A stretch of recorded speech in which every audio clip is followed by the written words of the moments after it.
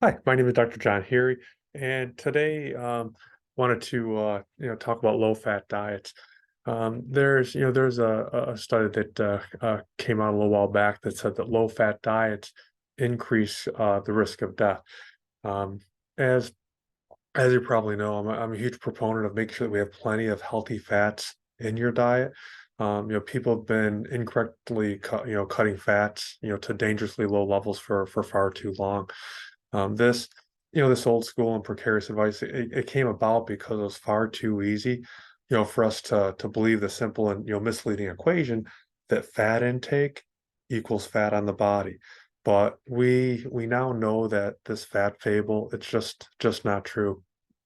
So, our bodies are much more complex than this. We need fat to create hormones, maintain healthy cell membranes, and also have excellent neurological function. And notice I didn't say decent or good neurological function, and that's because fat's been shown to really crush neurological disorders. In other words, fat is good.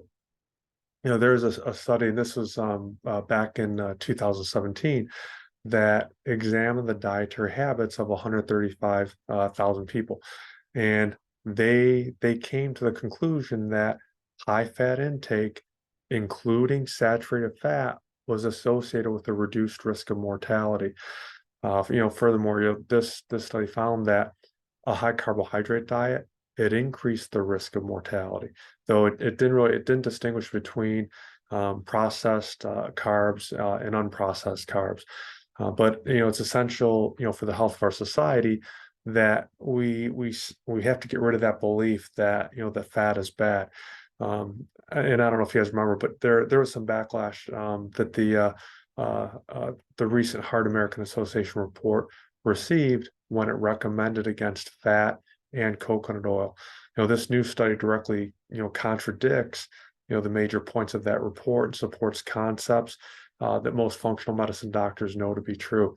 So let's look at it. Let's dig a little deeper and discover what this study means for you and your health. So it's called the Pure Study, and what it there's a couple things that are very important, and one of the most powerful aspects of the Pure Study is really it's the size of the study. It's sheer magnitude. The the Pure Study followed 135,000 people from 18 countries over a 7-year period. And throughout that time, overall findings, they pointed to an increased mortality for those with high carb diets and a decreased risk of mortality for those with high fat diets. And what's more is that this study found that saturated fat in moderation actually appears to be good for you. This study, it didn't distinguish between, the causes of death, and points out that, saturated fat findings had no effect on cardiovascular disease in the model. So, this adds to the mounting evidence that saturated fat doesn't cause cardiovascular disease. Saturated fats, it's really, been, the unjustified villain of cardiovascular health for over 60 years. And, we know that cardiovascular disease, it's caused by inflammation. It's not fat buildup in the arteries, and yet many people they remain misled. So beyond the benefits of a high fat low carb diet, there's a few other points that I want to touch on that came about from this study. You want to make sure you still get 3 or 4 daily portions of fruits and vegetables. They have similar benefits to the current recommendation of 5. And in this study, 3 to 4 servings worked out. It was somewhere in the neighborhood of like 375 to 500 grams. And just to give you reference, 100 grams of fruits and veggies, it's about the equivalent of 2 cupped hands of raw diced fruit or veggies. You should try and get at least 8 cupped handfuls of fruit and vegetables per day.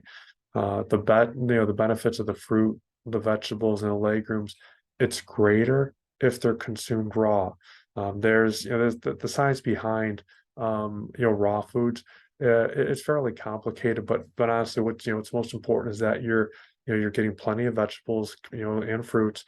So if cooking them means that you're going to eat more, then all means cook them. I mean, try not to overdo it on the cooking, but if, like I said, the main thing is to want to definitely get them in. Replacing saturated fatty acid intake with carbs had an adverse effect on blood lipids. Okay.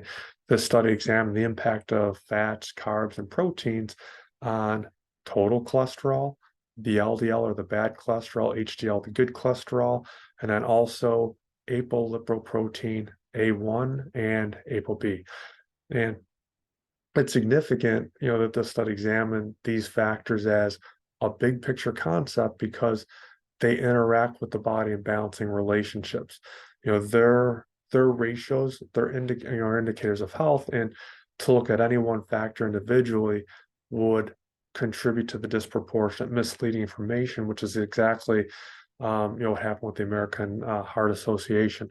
And it was interesting that this study, they actually took a direct dig at that AHA, the Heart Association's report, and they called the Heart Association out on the recommendations, and they declared that their findings contradicted their advice.